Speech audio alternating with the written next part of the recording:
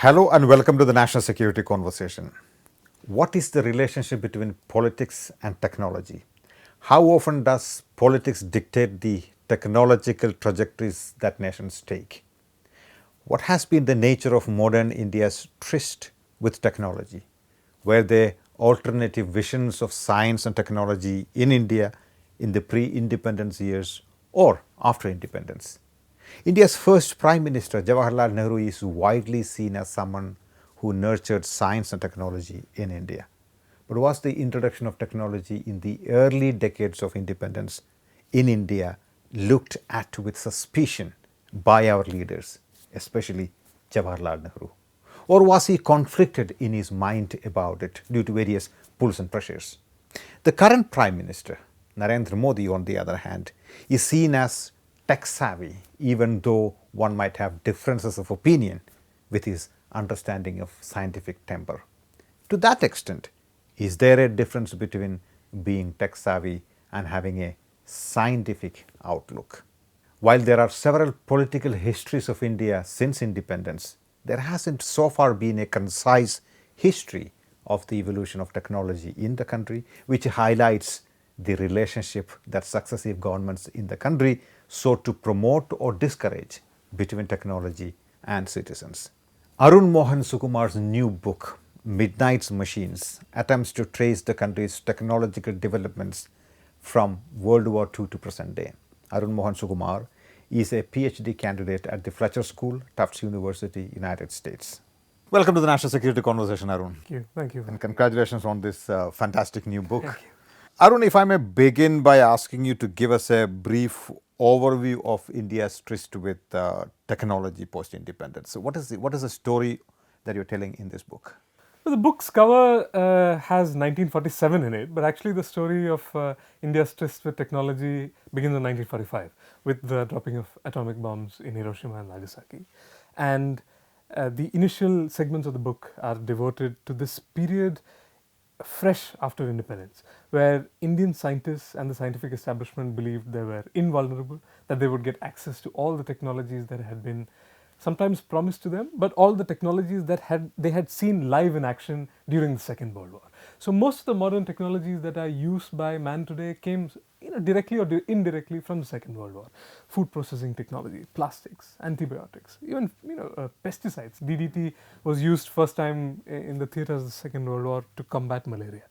So naturally, the Indian political establishment as well as the scientific establishment thought they would access these technologies with good reason. For example, Shanti Bhatnagar, the first head of India's CSIR, he was part of a secret delegation to Project Manhattan.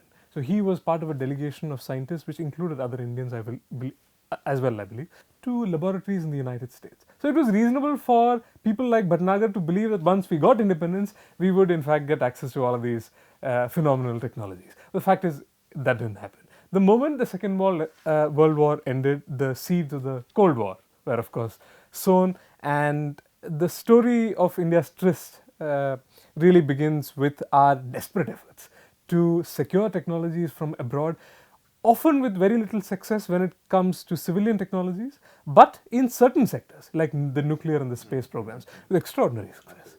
So as a result of which the historical narrative surrounding the space and the nuclear programs in India have, if they have not been hagiographic, they have mostly been celebratory, because these are truly exceptional programs that managed to find success despite times of adversity. But that's not true for the rest of India's technological growth story. In fact, we had to face a number of difficulties, number of obstacles in the form of export controls, which continue to even this day. And the truth is that we were not able to secure as many civilian technologies as we would have liked. Like, you divide the book into four major segments: the age of innocence, the age of doubt, the age of struggle, and the age of rediscovery. Can you sort of run us through these various ages Sure. very quickly? So the Age of Innocence we sort of briefly dealt with. It was the period that we thought would be the golden age of science. We would build technology by Indians for Indians. We believed that foreign collaborations would land us all the technology that we needed to build nations. To some extent, this happened. But on the whole, it did not. We were denied access to a lot of modern machinery, both by the United States and the Soviet Union. So the period that roughly begins from 1947 to 1962, the second the war with China, is the period of innocence, where we thought we could achieve a lot vis-a-vis our technological advancement, but we couldn't. The age of doubt begins in 1962. The end of the war with China acutely exposed the lack of our capacity and self-sufficiency in electronics production in India. From 1962 to pretty much the end of the emergency, there is a period that is marked by deep skepticism towards technology. The proposition that I offer in the book, insofar as the age of doubt is concerned, is that most of the skepticism was government sponsored. So systematically over 2 decades, the government drills into the mind of the ordinary Indian citizen that technology is something to be mistrusted. Despite the fact that the Green Revolution happened during this phase, despite the fact that computers were introduced in India in a serious way during this period, for various reasons, political, philosophic, ideological, mostly political, the government under the leadership of Indira Gandhi, who was in power for the lion's share of this period, decides that it's okay to cast doubt about technology in the mind of the Indian citizen. That is the age of doubt. The age of struggle begins at from 1980, at the end of the emergency, when Indira Gandhi herself dismantles the license Raj period by period. And it's the story, now economists today agree that the story didn't begin in 1991, but it began in 1980. And it's called the age of struggle because now the governments at the center realize that on account of the doubt that they have sown in the mind and the psyche of the Indian citizen, it's extraordinarily difficult. It's a struggle now to ask them to embrace machines. So the story of this age of struggle is marked in the book mostly by Rajiv Gandhi's unsuccessful attempts at computerizing every district in India, trying to get India into the age of the internet, trying to achieve what Silicon Valley was doing at that period of time. So there was a period of time when computers were introduced in India, the microcomputer, roughly contemporaneously as the Apple Macintosh was introduced in Silicon Valley. So here is a what might have been, where the history of personal computing in India is proceeds almost at the same pace as it did in Silicon Valley. Now we know that was not the case, and the book makes the case that the reason was the difficulty on the part of the Indian citizen to accept and embrace technology because of historical reasons. So this is the time when India begins to mistrust nuclear energy, mistrust computers on account of the labor union struggles in the 70s, in the late 70s, that led to the exit of the IBM. India decides not to join the Human Genome Project at the turn of the late 80s, the early 90s, for whatever reason. The scientists themselves say that India should not join the Human Genome Project, despite the fact again that this was the time when India sent a person to space in 1984.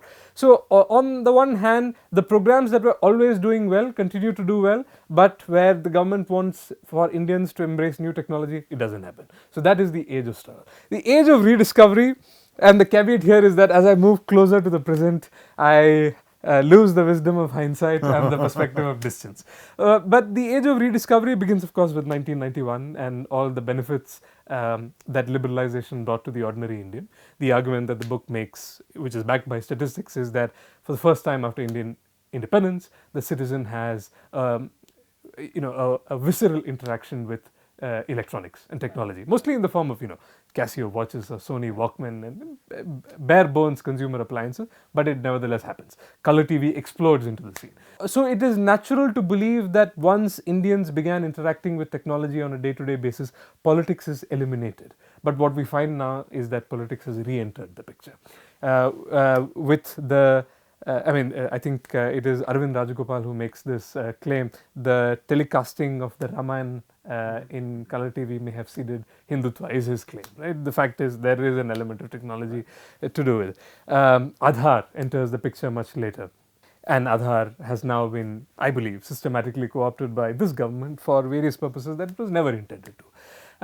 But at the same, so both trajectories that the book begins with, one, the embrace of technology by the citizen, continues from 1991 to the present, but politics is also re-injected in a way that really sort of takes us back to the age of Nehru. So which is why the last age is called the Age of Rediscovery. Right. You also have a very interesting section in the book, especially in the prologue part, where you talk about Madan Mohan Malviya's view about technology, how he was influenced perhaps by the Meiji thinking in Japan. Sort of pre-independence, all of it happens.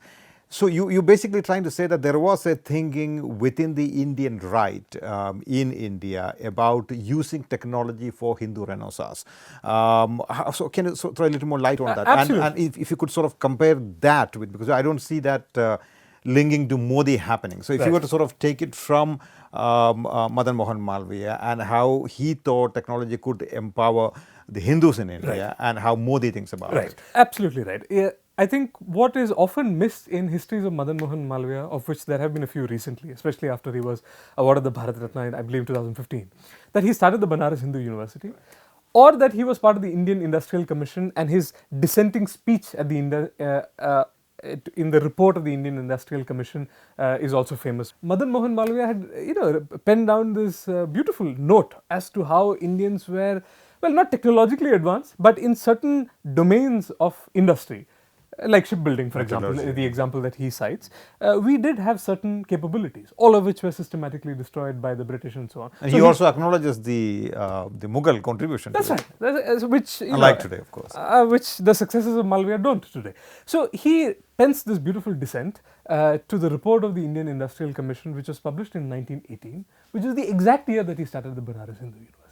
And in the notes that we have today, thanks to archives mostly available online, we can see that he had a vision for the Banaras Hindu University, which was you should go to workshops in the day and then imbibe culture in the evening. So he had this idea that the Hindu Renaissance would not come purely by acquainting yourself as a Hindu with scriptures alone. You have to modernize yourself industrially. And from that economic renaissance, he believed there would be a great Hindu resurgence. There was also another reason why he wanted religion to be tethered to technology, which is he looked at Meiji Japan, but he also looked at Germany.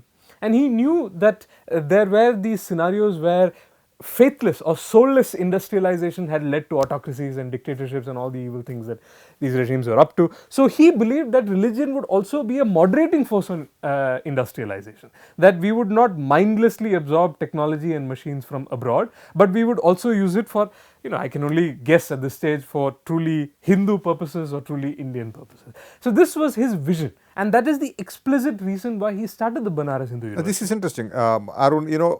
So am I right in assuming that there are three competing visions about technology here? One is the Hindu right-wing Madan Mohan Malviya sort of vision about technology. The other, the Gandhian vision of technology, and finally, of course, somewhere in between you have Jawaharlal Nehru and his vision for technology. Yes. So how do you sort of compare and contrast these three competing visions, as it were?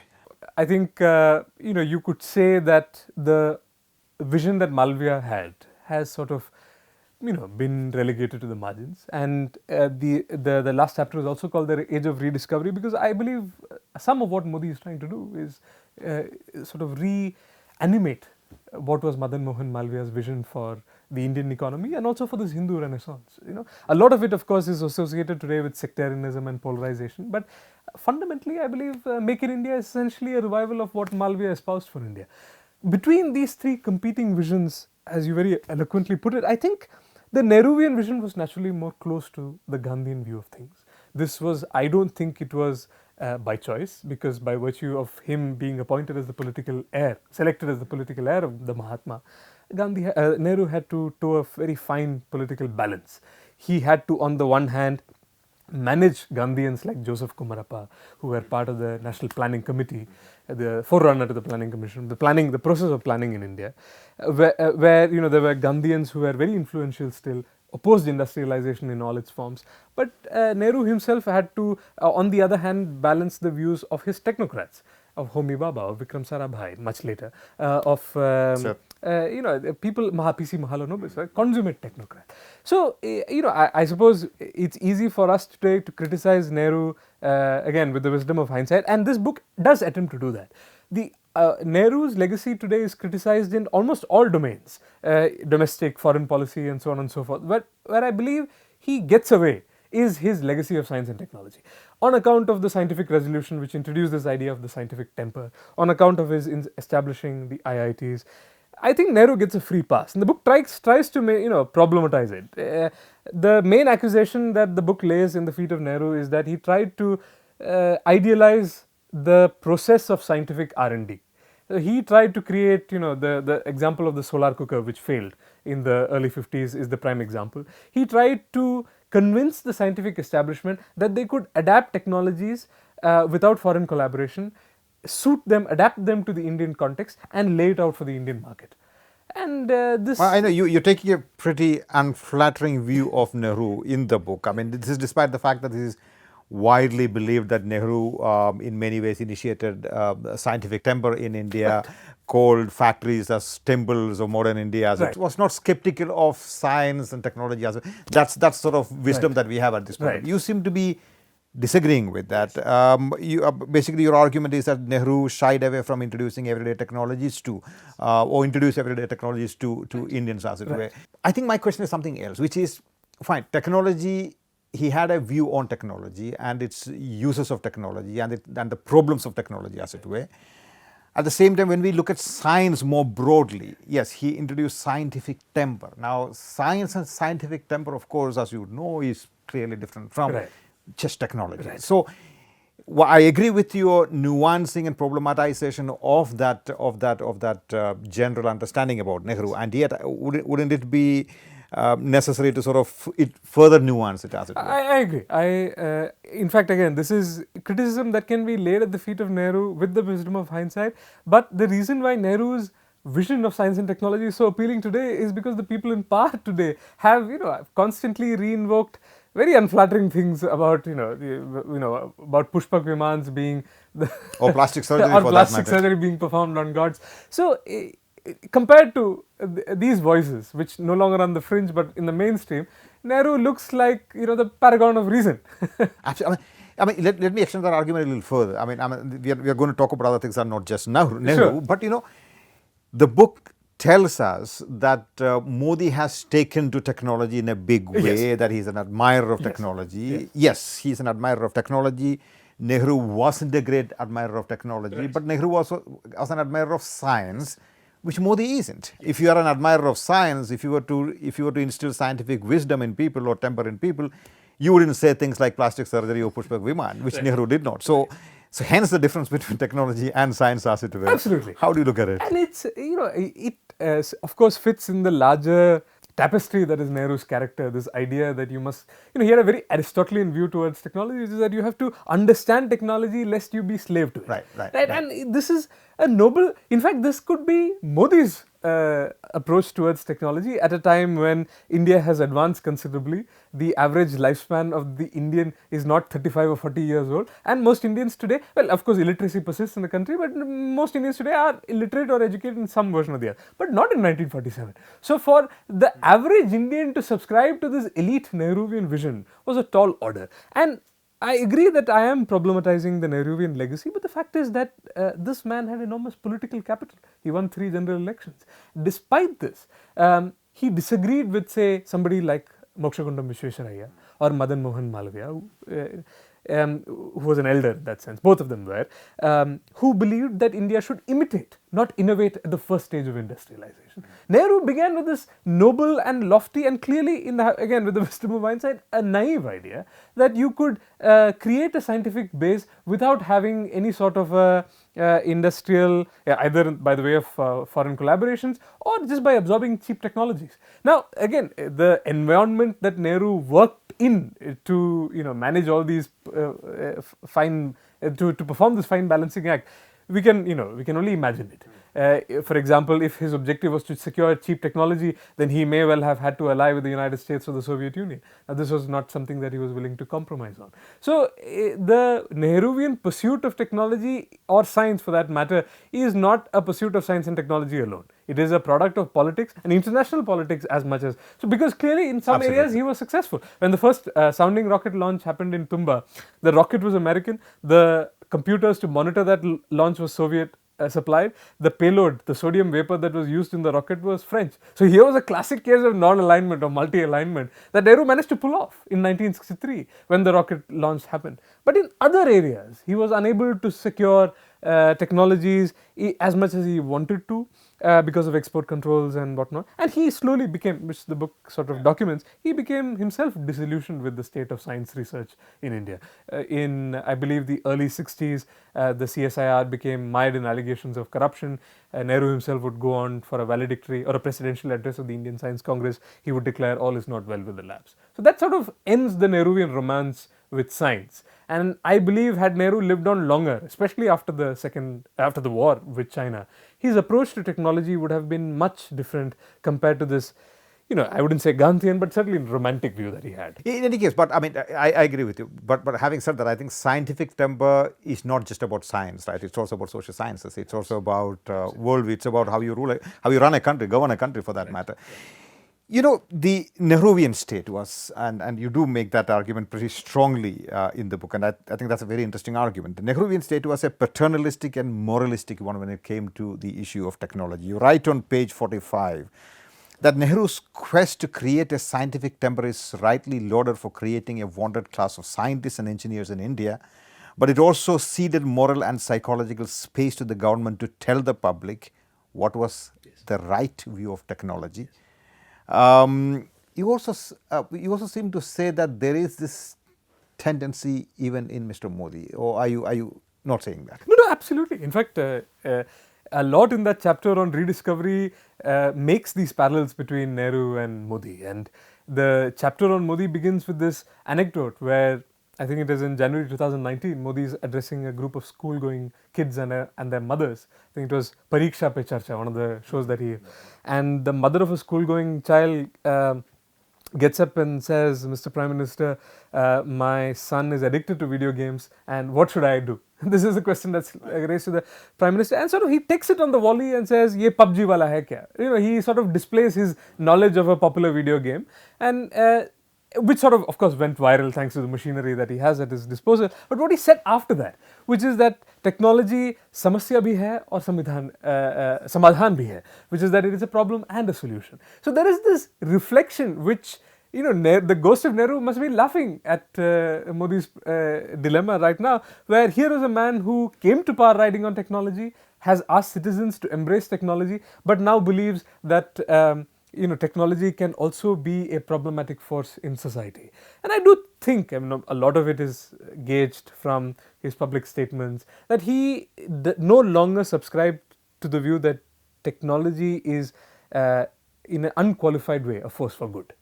And I think a lot of it has to do with the fact that it reduces civic engagement with society. Kids are spending more and more hours on their mobile phones and iPads and so on, and their computers. So these are all, it may be good for Modi and his political machinery to win elections, but it may not serve the cause of the Hindu Renaissance economically, which is what he sort of really goes back to. Right. Arun, as a scholar, as an author, what is your take on this particular issue? Should the state be the Mai-Baap when it comes to deciding what is the right technology that the society should have?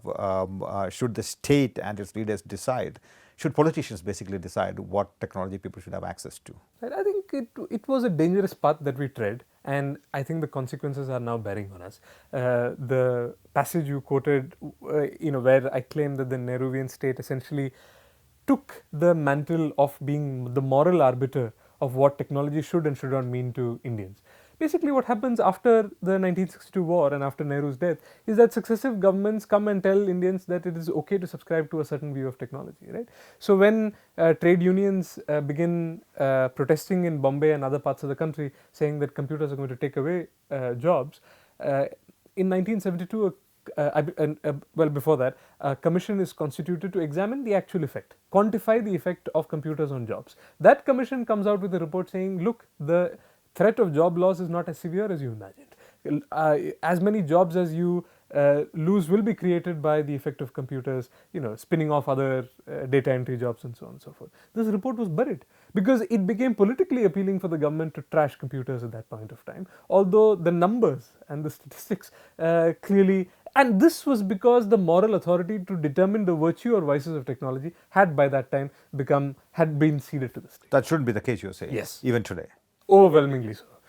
You know, you do mention the story about the solar cooker controversy, so what is this controversy, and what does it say? Tell us about the technological advancements of the country in the early decades. I think so. First of all, I'm not narrating a new tale from Indian history. I think the first well-documented history of the solar cooker affair is in Shiv Vishwanathan's, I believe, his PhD dissertation, Organizing for Science, which chronicles the CSIR's history from then to now. But the solar cooker affair essentially was this experimented that had been backed politically and scientifically by the Indian state to create a solar cooker that would be available cost effectively to the Indian citizen. And I think on the morning of March 21, 1952, readers across the country woke up to this news that Prime Minister Nehru had vegetables and boiled cabbages for dinner the previous night,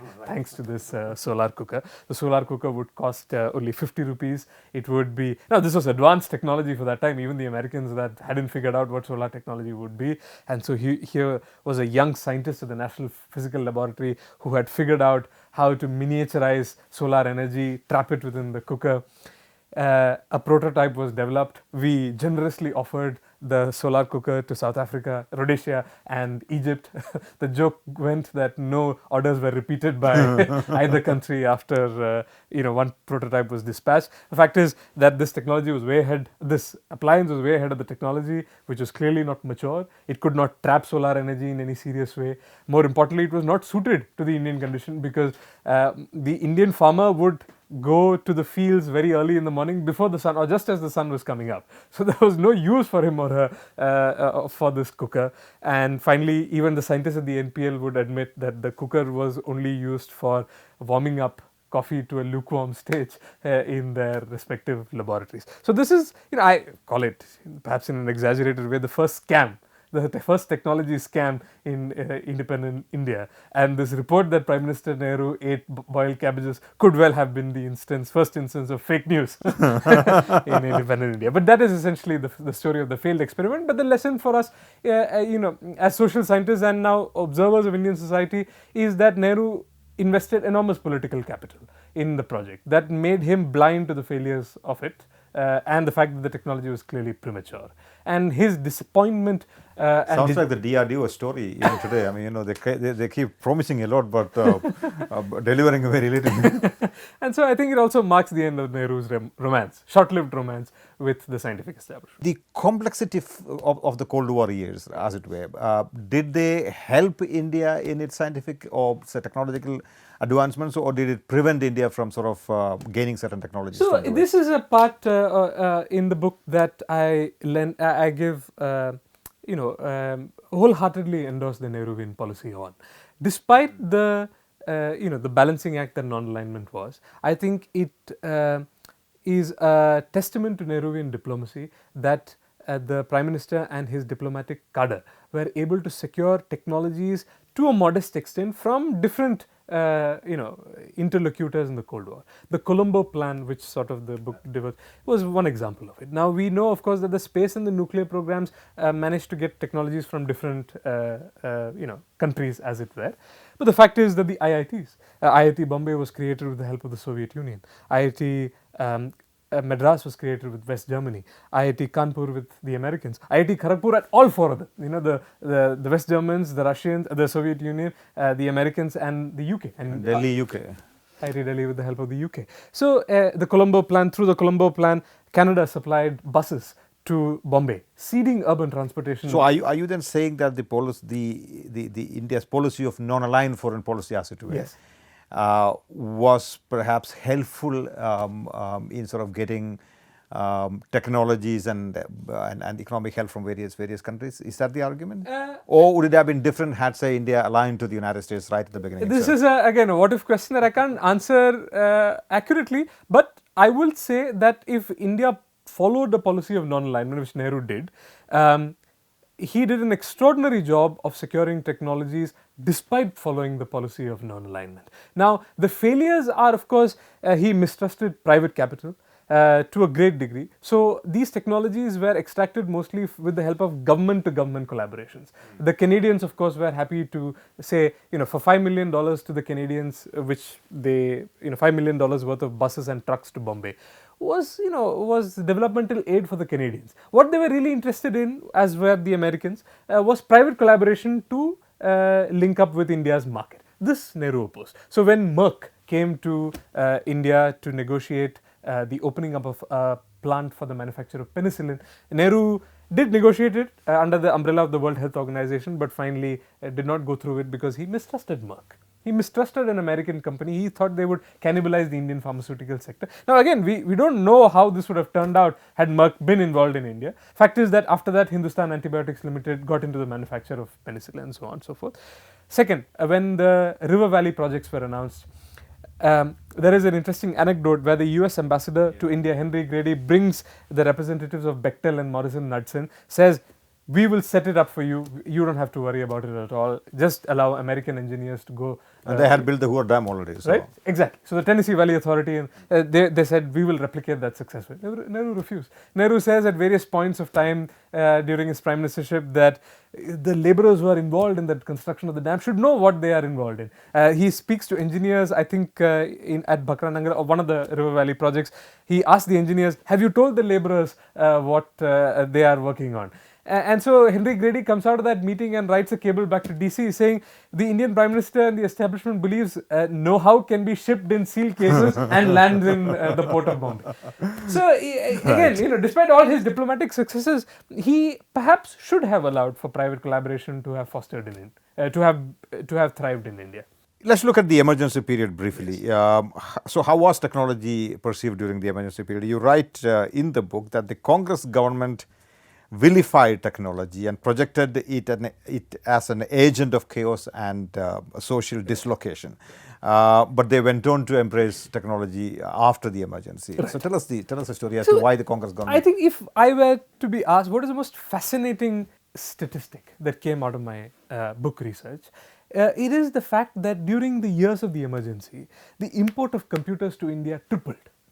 This has been documented by social scientists like Chidambaram, by Mr. Subramanian, who wrote the first history of computing in India, and the fact that the import of computers tripled during the emergency, despite the Indian government trying to clamp down on computers, reflected to me a great gap between what the Indian citizen was thinking at that point of time and what the Indian government was.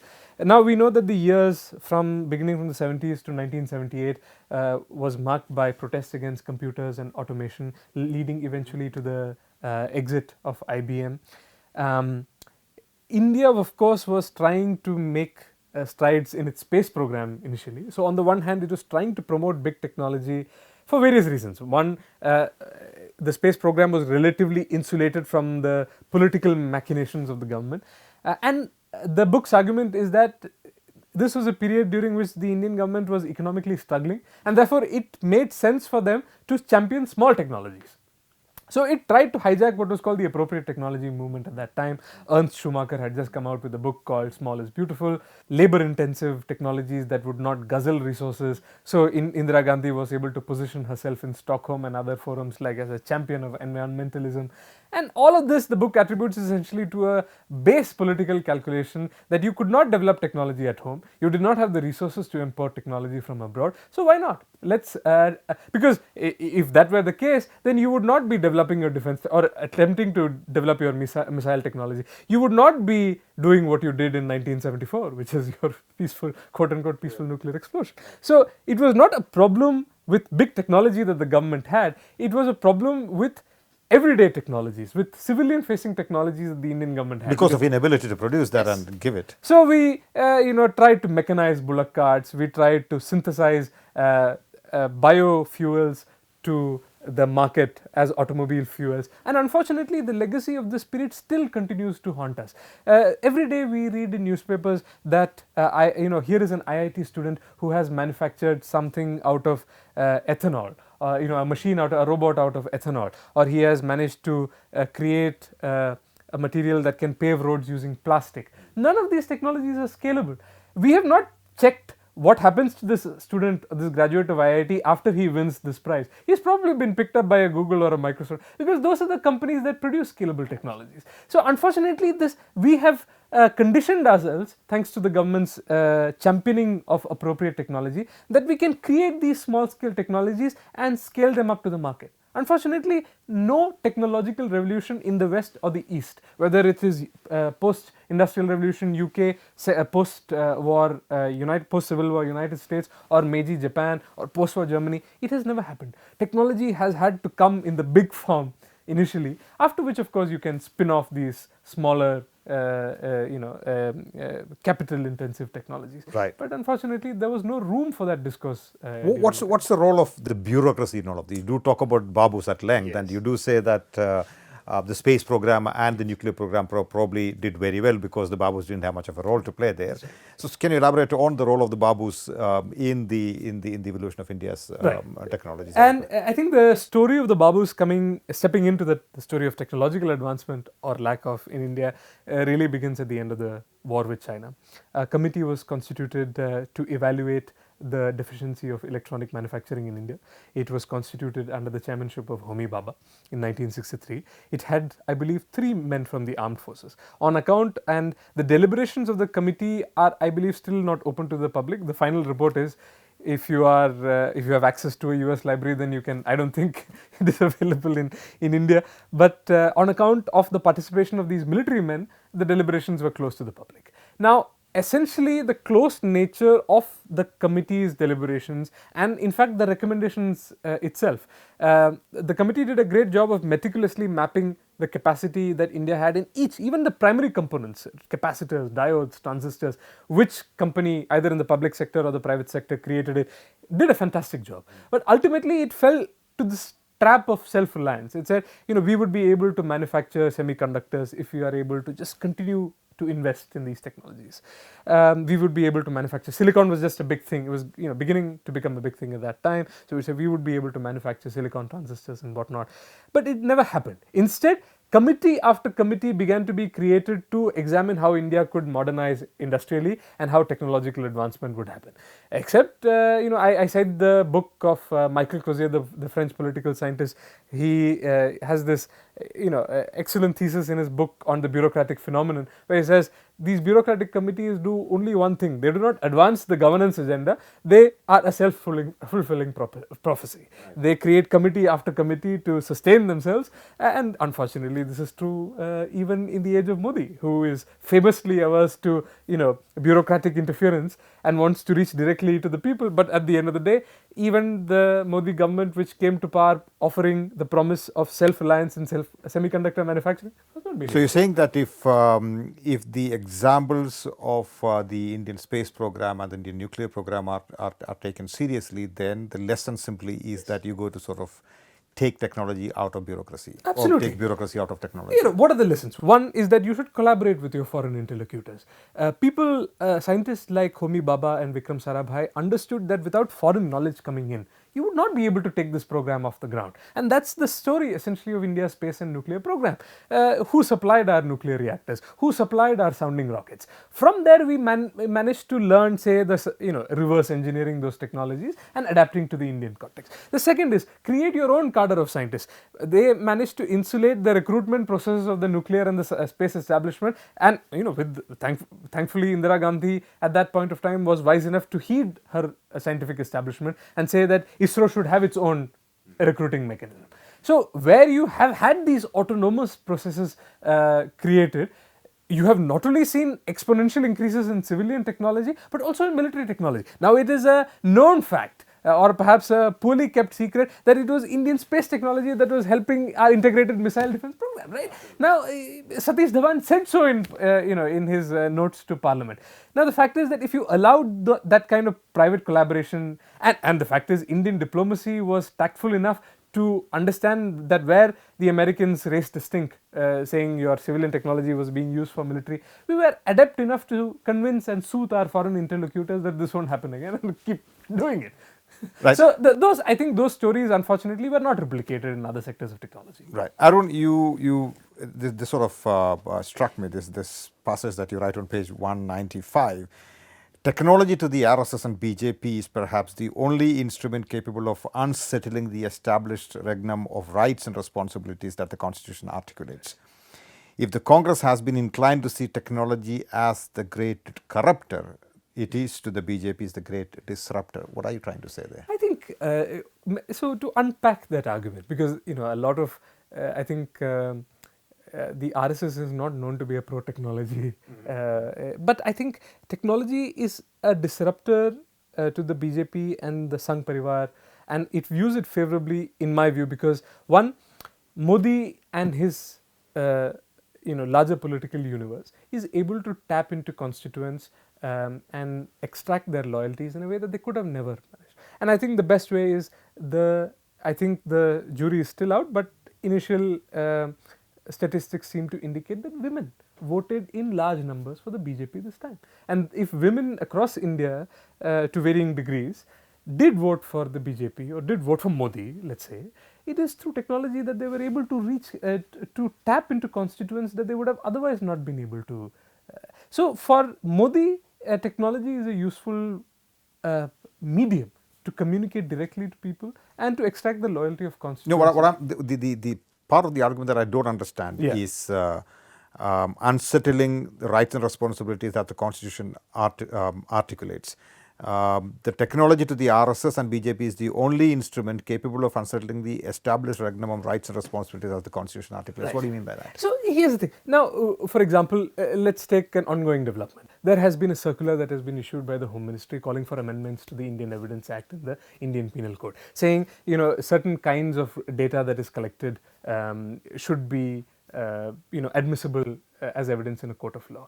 And the BJP in under Modi's leadership has no qualms in using technology for political purposes in a way that the Congress would today find it very difficult to, because the conspectus of rights and responsibilities have been laid down in the Constitution. Today the Supreme Court has read the right to privacy under the Indian Constitution, but Modi does not care about that. He has to monitor the protests against the Citizenship Amendment Act. He has been using facial recognition technology. He has been deploying drones. There are no laws currently in existence that govern the use of facial recognition and drones, certainly not for law enforcement. But his government is willing, not only willing, wants to use these technologies because it defeats the exercise of constitutional rights by the citizenry. So technology has been internet shutdowns. Now, he has been using an archaic provision in the CRPC section 144 to essentially impose internet shutdowns across the district. So whenever there are agitations that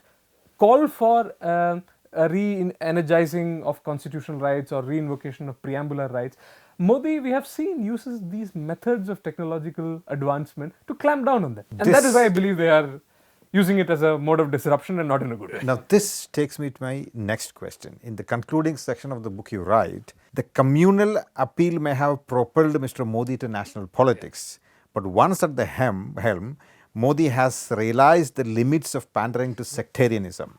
Do you still agree with that after 370, after CAA, NRC?